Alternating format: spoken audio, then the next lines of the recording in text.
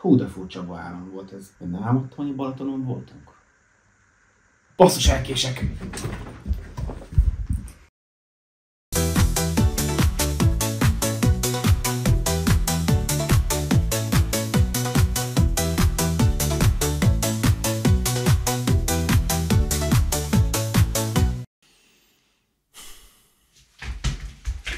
Szevasz Bálint! De jó, hogy jöttél, hallod? Hol voltál 2 hétig? Ne haragudj, bealudtam a munkába teljesen. Ja, igen, a nyugaton ott lehet így Hát igen, élni. Sajnálom, de itt vagyok. Örülök, hogy jöttél. Egészség, aztán kezdjünk neki. Rendeltem már neked fröccsön. Köszi szépen. Nagy király vagy. Ja, vagyok emellett, meg ittam előtte egyet, még vártam rád. Csak egyet. Szóval visszatértünk, volt egy kis nyári szünet, nyaraltunk egy kicsit, megmutattuk szép Badassonyt mindenkinek. Azt nem csak álmodtam? De, az csak álom. Igen, hát mióta legalizálták Németországban a marihuánát, az ember nem mindig tudja, hogy mikor álmodik, meg mikor nem. Ja, igen. Azért otthon megtörténtek dolgok, nem? Igen, hát amióta visszajöttünk, ott mindjárt volt egy tűzijáték, augusztus 20-án. Egy tűzijáték. Jó, bocsánat, a tűzijáték. Köszönöm. Minden idők legdrágább, legfényesebb, legnagyobb, leghosszabb, legtörténelmibb, legturulabb, minden leg tűzijátéka megtörtént. Ez olyan szép volt. Nézted otthon Budapesten? Nem? Én Münchenben legalább laptopon megnéztem.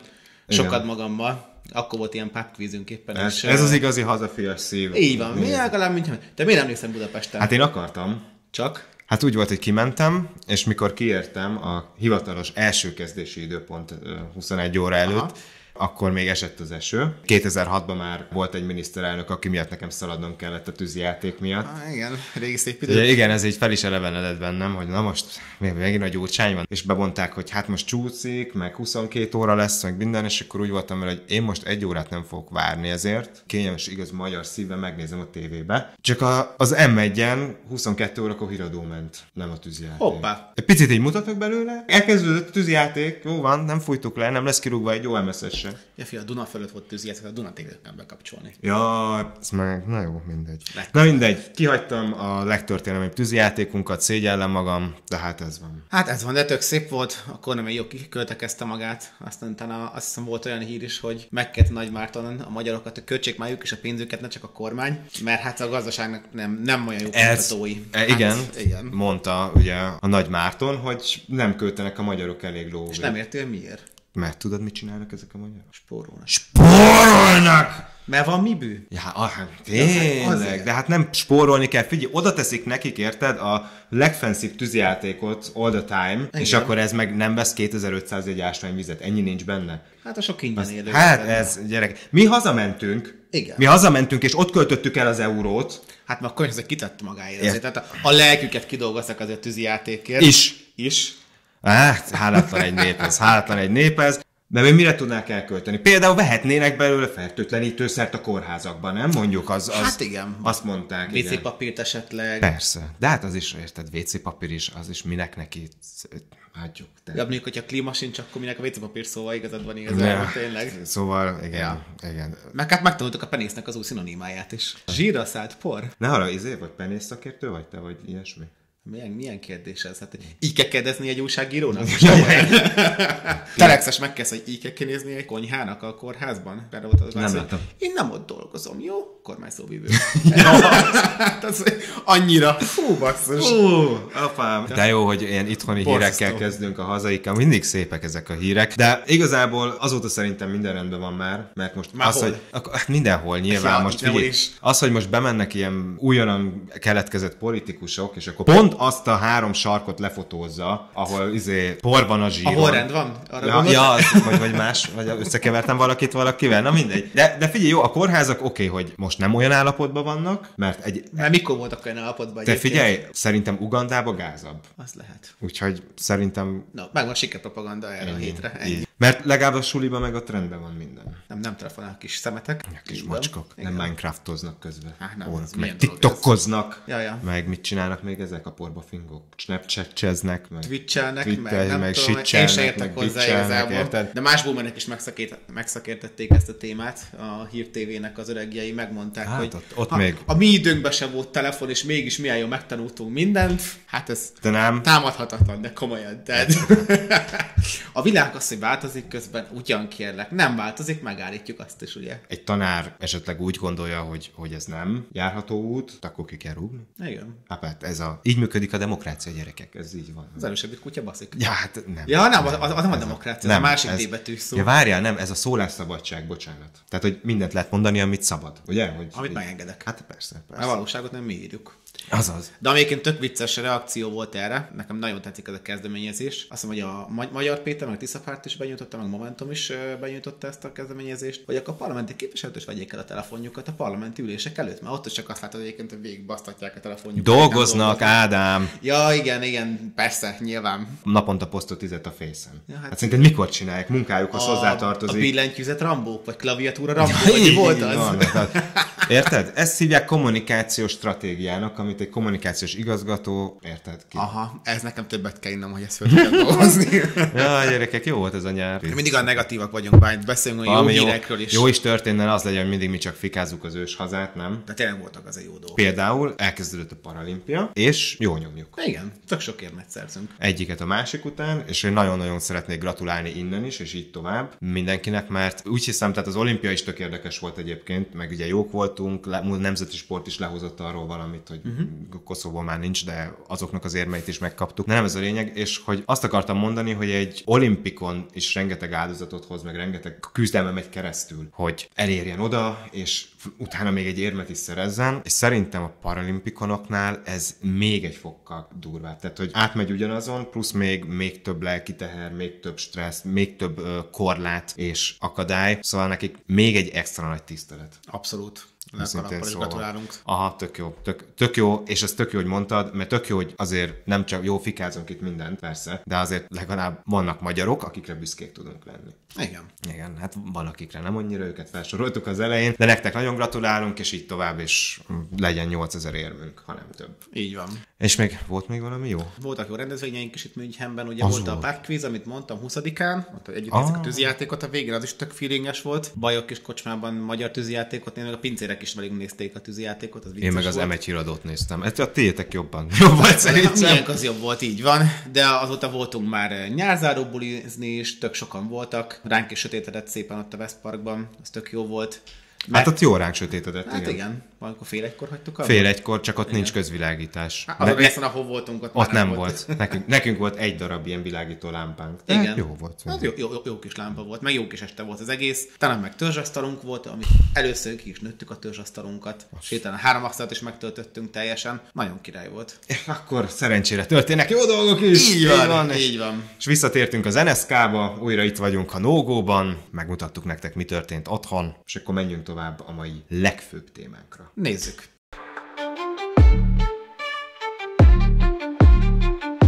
Szóval voltunk ugye nyáron az őshazában, nagyon jó kis napokat töltöttünk a Balatonon. Te hogy jöttél vissza, Bálint? Én kocsival, az viszonylag problémamentes volt, de úgy hallottam, hogy neked nem volt ilyen egyszerű dolgod. Igen, ugye a gazdag NSK-sok, azok autóval járják a világot. Az ilyen prolik, mint én, meg valamilyen tömegközlekedési formát választanak. Én már 2017 óta vonattal utazom, most is a vonatot választottam. Elindultunk a keletiből vonattal. Már Tatabányánál volt 25 perc késésünk. Na, gyorsan. A végén lett olyan 35 perc az összességében hegyes halomig.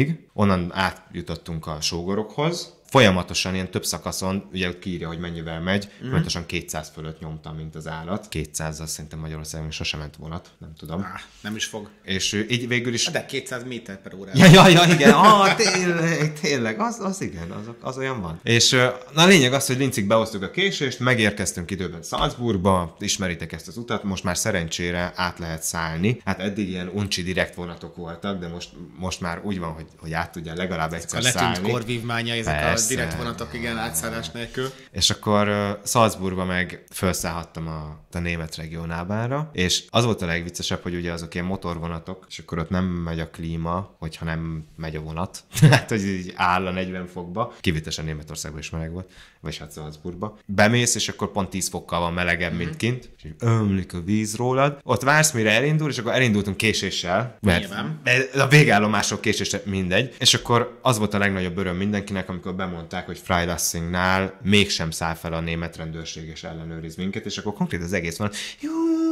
Mert ez mindig ilyen 15-20 perc plusz késés. Igen. Minden jobb esetben, igen. Végül is pontosan 8,5 órát vonatoztam összesen. Úgyhogy én így jöttem, nem ilyen beülök azt izé. Hát egyébként pont ezért mentünk mi kocsival haza. Egyrészt a időre voltam otthon feleségemmel, másrészt meg nekem másnap dolgoznom kellett, úgyhogy korán reggel ültem vele, hogy nem szerették éjszak közepén megérkezni vonattal, nem tudom hány átszállás után. Egyébként ez nagyon gáz. Régen tök olajzottan ment az egész, és te felszálltál, kevesebb mint 7 óra alatt otthon voltál. Semmi stressz nem volt, de most, ahogy nem tudom, hallgatom Magyarországon a híreket, hogy kisedik a keletiben egy vonat, meg nem tudom, itt törik a sín, és ezt én akartam kell, megmondom őszintén. Nem értem, miért. Pedig tök jó móka. Biztos, hogy jó móka, de amikor azért nem tudom, nem előre kéne ennek az egésznek haladnia. Tehát Ádám, ez a faszom hisztizel mindig folyamatosan minden szarért, figyelj! Igen, basszus, mert szeretnék nem környezetszennyező módon, időtakarékosan és egyébként megfizethető áron eljutni A-ból B-be. Nem járok olyan sokat haza Magyarországra, az a kevés alkalommal. Nem lehetne ezt normálisan basszus megoldani? De figyelj, most, de ne haragudj, de most elmondom, mert a nézőpontod nem jó. Na. 2016-ban ez a München-Budapest direkt vonat, direkt unalmas, 6 óra 30 valahány percet ment. Igen. Okay? Azóta eltelt 8 év, és fejlesztettek rajta, átgondolták, újra tervezték, és most 8,5 órát megy. Ugye? És ez volna a haladás? Várjál. Várok. Én is azt hittem, hogy ez nem jó. De 2016-ban egy vonatjegy, amit én szoktam venni, az 49 euró körül volt. Most 80. Na, ugye? Nem érted még mindig. Arra gondolsz, hogy így hagyják jobban kielvezni a drága utat? Ádám. Nem pillanat. Tehát, ha többet fizetsz, hát több utazást kapsz érte. Hát most milyen lenne, felemelnék az árat, és kevesebb ideig, érted? Az egy extra dági. Én kiegyeznék egy ilyen koncepcióval. Mert te hiperinflációt akarsz, érted? Hogy megy föl az ára, és rövidül az élmény. Igen, pontosan így. Hát, ez ne haragudj. Tudnak nagyobb élmény otthon lenni a szeretteimmel, mint a vonaton ülni mondjuk. Vagy esetleg nem tudom, 300-400 eurókért mondjuk hazarepülni, mert az is megdrágult a repülő. Mert nincs Vizer München Budapest között. Sose volt. Igen, milyen kár. Csak közben volt egy Covid, meg energiaválság, és akkor az is megdrágult. Igazából az se akkora buli, ennyi pénzért. Meg a repülővel nem tudsz annyi pálinkát vinni, tehát vagy feladott külön csomagként, de ott is ugye van egy korlátozás. Igen. Meg nem csak a pálinkát, a töltött káposztát, megkérdezik, hogy mi az, miért izé, meg mit tudom, a kovászos uborkát ki kell nyitni, amit az normálisan minden magyar transportál A-ból B-be, és soha drága, mert csak a Lufthansa megy. Igen. Vagy elmész, hogy csinálják, sokan mennek Nürnbergbe, innen Münchenből, és akkor onnan megy már Vizer, vagy valamilyen fapados. Most Memmingenből is megy Vizer, majd novembertől. De az majd novembertől fog talán menni. A Nürnbergből ment eddig is. Csak ott meg ugye az a probléma, hogy ott nagyon sok sztrájk van mondjuk a repülőtéren. Meg leragasztják akár a repülőtéri személyzet, akár nem tudom, a pilóták, a stewardessek, vagy jönnek a klímaragasztók, és leragasztják a kifutókat, mondjuk az Frankfurtban volt, nem Münchenben, de teljesen mindegyik. Tehát, hogy az az opció sem annyira fasza, úgyhogy itt még nagyjából a kocsi a legkevésbé problémásabb, ott csak dugóban állsz maximum az autópályán. Igen, azt akartam mondani, hogy ugye kivéve, hogyha húsvétkor akarsz hazamenni, a nyári szünet kezdetekor akarsz hazamenni, meg karácsonykor akarsz hazamenni, ugye ilyet nem csinál senki. Hát persze, hogy nem, csak majdnem mindenki. Így van. Viszont azt hallottam most a múlt héten egyik magyarországi ismerősömtől, hogy a Flixbusznak vannak tök jó járatai. Ja, a dugót nem tudjuk kivédeni, szóval azt sem. Dugó. De mondjuk sokkal olcsóbb, mint mondjuk kocsival haza menni. Azt tényleg az a legolcsóbb. És ilyen 8 óra 20 perc vagy 40 perc alatt otthon van, egyes járatok otthon vannak, mondjuk így. Igen, nem elhiszem, hogy és mondjuk az éjszaka kevés dugó van az autópályán. Azért az éjszaka megy, ugye? Az éjszaka megy, igen. Sok ilyen busz éjszaka megy. Én nem nagyon jöttem busszal soha 9 óránál kevesebbet. Én szerintem azzal azért érdemes kalkulálni. Most az, hogy ők megadják a 8:40-et, vagy akkor nagyon pattogós a pisi szünet. Én lehet, hogy azt tudják kihasználni, hogy éjszaka van bennük mostó egyébként, igen. Hát a Molnár buszban annól még nem volt. Hát igen, az egy másik fajta, csak egy kis busz. Meg azt szerintem azzal számolnak, hogy éjszaka nincsen dugó, tehát tudnak haladni jobban. Meg egyébként nem hiszem, nagyon sok köztes megállójuk lenne. Szóval nekem az kényelmetlen volt, nagyon össze voltak zárva az emberek, nem tudtam úgy felállni, mint a vonaton. Én a vonatot nagyon szerettem, és amúgy a mai napig is nagyon szeretem, de hogy ez egyre többet kapok, ugye, már túlárad a szeretet bennem. Túlárad? Igen. Én nagyon szeretném, hogyha jövőben ezt valahogy azért úgy orvosolnák ezt a problémát. Tehát nem hiszem el, hogy nem lehetséges megoldani akár Németországban, akár Magyarországon a vasúti problémákat, akár a sineket karban tartani, fejleszteni, akár több szakaszt kiépíteni, hogy tényleg tempósan jusson az ember A-ból B-be, a lehető legkevesebb átszállással, a lehető legkevesebb vonatkisiklással. Miért ilyen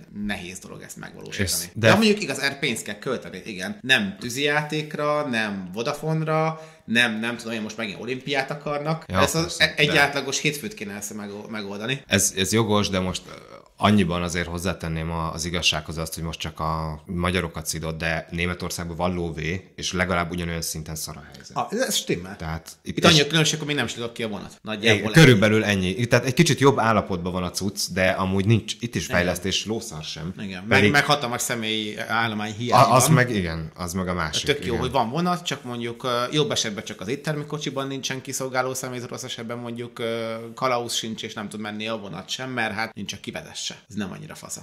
Magyarországon szerintem is meg lenne nyilván a tőke rá valahonnan, mert valahogy mindig Magyarországon, ha kell valami pénz, valami fasságra, akkor mindig kerülnek elő a milliárdok, ha üzleti negyedet kell venni, vagy emlékművet kell valahova picsába rakni. Lombkorona sétány, stadion. Igen, akkor mindig előugranak a milliárdok, de a jövőkép, jó kérdés. Nem látok én sem lehetőség, reális dolgot, hogy mit lehetne. És itt Európáról belülről beszélünk, tehát, hogy Németország, tehát azért van az, hogy messzebbről is. Tehát mi szerintem az a klasszikusak vagyunk, akik a mondott húsvét, nyár, karácsonyos, ugye? Igen. De van, akik ingáznak rendesen. Ugye mondjuk, ha csak Német-Magyarország, de Anglia, Magyarország, tehát tök mindegy, hogy honnan. Nem tök mindegy, mert szerintem Ausztráliában azért nem szoktak ingázni. Hát azért nehezen, igen. De van aki hetente megjárja. Én utaztam még annak idején BlaBlaCarral, olyan emberrel, aki 20 éve már akkor minden pénteken beült az autóba Münchenbe, és hazavezetett Magyarországra, és vasárnap vissza. Aha, hát azért távolságok. Minden héten, 20 éven keresztül. A család, meg a gyerek azt akarták, hogy hát nyilván látni akarta a családját, de azért az akkor is nagyon nagy respekt, hogy ezt bevállalta, mert azért nem tudom, nekem évente 3-4-szer hazamenni, és ingázni is fárasztó, akkor ő mit szóljon? Azért, és az fárasztó, szerintem azt azért mindenki tudja, hogy maga az utazás, még akkor is, ha sokszor csak ülsz. Igen. Egyszerűen valamiért az egész olyan stresszes, érjek már haza. Hát igen, mert akkor mikor érsz már haza? Azon nap igazából az utazásra van számva, igen. A visszaútra szintén elmegy egy nap, és igazából annyi szabadságod azért nincsen, hogy nem tudom, heteket, hónapokat töltsél Magyarországon. Nyilván tökéletesen kihasználni ezt az időt, és szerette inkább tölteni, nem a vonaton, vagy a buszon, vagy a kocsiban. Hát reméljük, hogy azért ez... De van, akinek egyszerűbb, mármint úgy egyszerűbb, hogy van, aki Sopronnál úgy átmegy. Tehát vannak, akik átbicikliznek Ausztriába, láttam. Vannak ilyen legendák, hogy úgy... Hát melyiken van, hogy Sopronba átmész Bécsbe kb. Egy óra autóval. Egyébként az nem egy akkora távolság. És egyébként szerintem még Münchenben mi sem szólhatunk egyébként sokat. Mert nem tudom, aki például Berlinből vagy Hamburgból megy például kocsival haza. Hát ő neki azért jóval több óra hazajutni a kocsival. Igen. Meg vonattal is. Sokan repülnek abból a magasságból már egyébként. Igen, de sokan még mindig autóval mennek. Hát, hogyha valamit cipelni akarsz, ez egy jó túra. Igen. Bizony. Hát igen, az utazást ezt kiveséztük, nem? Olyan merre van az arra. De nem tudom, hogy mi lesz, hogy fogunk. Biciklivel gyerekek, az biztos. Mit csinálunk még ma, mi van még? Jaj, valami abszurd fasságot hoztál már neki. Igen.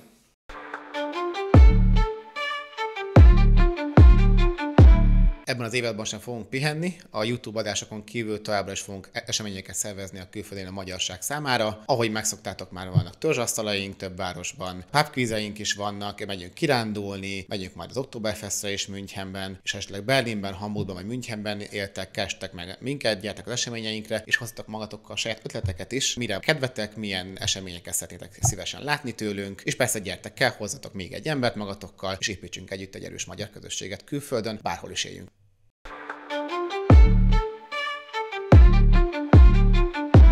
Na hát már a 2 abszurd hírt is hoztam. Tök jó. Igazából egyet szoktunk, de mind a 2 annyira, hogy nem, muszáj voltam. Ne haragudj. Az első kicsit ilyen politikai természetű.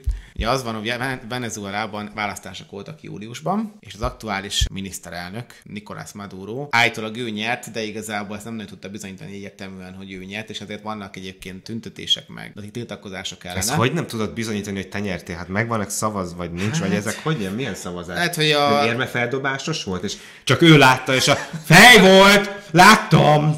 Hát figyelj, ott, hogy mondjam, a politikusokban a bizalom az egyébként is kimagaslóan alacsony világszerte. Igazából meg de ő meg egy autoriter vezető ráadásul, tehát ott még kevésbé hiszed azt, amit mond. Okay.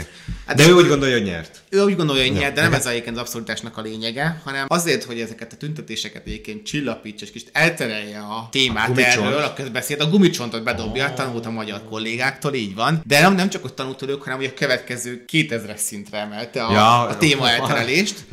Kijelentette, hogy hát ő igazából most eléggé karácsonyi hangulatban van, és októberben kezdődik a karácsony Venezuelában. 3 hónappal a szokott dátum előtt. Érted? Néztem, hogy ez mi, és ki az, aki ezt bekajálja? És ő mit vár ettől egyébként? Hogy majd tényleg ezt mondja, hogy tényleg karácsony van, a szeretet ünnepe, akkor nem baj, hogy te nyertél, vagy mégse nyertél, vagy nem tudom mi van, akkor csináld a dolgodat szépen. Úristen! Az erő, Ádám, az erő. Ja, hogyha karácsony tovább kezdődik, mert azt mondtam, akkor az úgy van. Ennyi. Okay. Nem mondj meg karácsony, mondja meg, hogy mikor van. Hát a karácsony nem mondja meg, ő elég, hogy a Budapestet irányítja. Ez mi? Alkalmatlan a karácsony arra is, hogy decemberbe kezdődjön. Így van. Olyan. Majd a Nikó megmondja, hogy merre van az arra. Az meg, ha ez nem lenne ide leírva, úgy nem hinném el, de ezt frankon ez a csávó, ezt kitalálta, hogy októberben van a karácsony. Ő kijelentette, hogy ő hozza előre a karácsonyt. Tehát hogy ő azt mondom, az erő. A nép nevében mit kell szenvedni a nép, még a karácsonyt is előre kell hozni, de komolyan. De igen, és viszont én megnéztem a másik témát, mert hogy az a gond, hogy hát lehet, hogy a karácsonyt előre hozod, és akkor küldesz képeslapokat. Igen. De már az se biztos, hogyha elküldöd már most a képeslapot, hogy megérkezik az októberi karácsonyra. Hát melyik karácsonyra, igen. Mert hogy sokat szidjuk a mávot, meg nem tudom, milyen a lassú, magyar meg a vonatot, nem csak a mávot, a német postakat is szidjuk, hogy milyen lassú. Hát meg a posta is lassú, de igazából szerintem a lassúság most van világrekord, és ami a postai szolgáltatásokat illeti. Nem a magyar posta volt.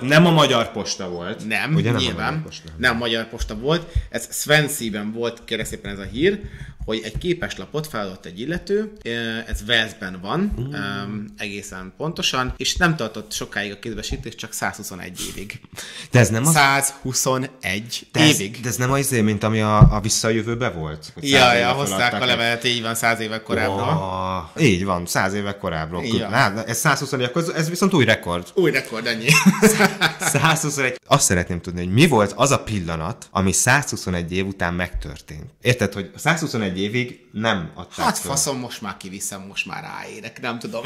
Hogy ez ilyen majd holnap levél volt? Igen. Ez mindig a legalján volt a paksabé, mindig, és sose jutottak el odáig, és akkor vagy hogy? Hogyan? Én se értem. 121, nem mindig csak panaszkodjunk, és ennek az abszurd történet. Mondtam, hogy nem a magyar posta. Happy end a vége. Mert egyébként a 121 év után az akkori Fradónak a mai utódai és az akkori fogadófélnek, vagy címzettfélnek a leszámolódai találkoztak ma. És összehozta őket a sors. Egyébként ez egy aranyos kis szín. A család 121 évig nem beszélt egymással, mert az egyik azt gondolta, hogy ez a geci nem írt nekem egy levelet, pedig azt mondta, hogy ír. Igen. A másik meggondolta, hogy írtam egy levelet, és nem válaszolt rá, hogy rohadjon meg, nem beszélek vele sose többet, és akkor itt 121 évig nem beszéltek egymással, és akkor, látod. És akkor a postás. Lehet, hogy dinasztiák harca oldott meg ezzel a képeslappal. Vagy hát legalábbis igen, ilyen viták. De ja, amúgy tök aranyosak egyébként, de de nem írják egyébként, hogy miért, tehát hogy ezt annyira szeretném tudni. Nem, itt ugye arról szól inkább a cikk, hogy összejöttek utána, hogy a leszármazottak, és akkor újra kapcsolat alakult. Az tök jó, én értem. De a 121 év, ez valami egészen elképesztő szám. Tehát amikor azon panaszkodok, hogy nem tudom, egy hónapig tartott, amíg nem tudom, hogy Indiából hazajött a képeslapom Magyarországra. De ez még jó.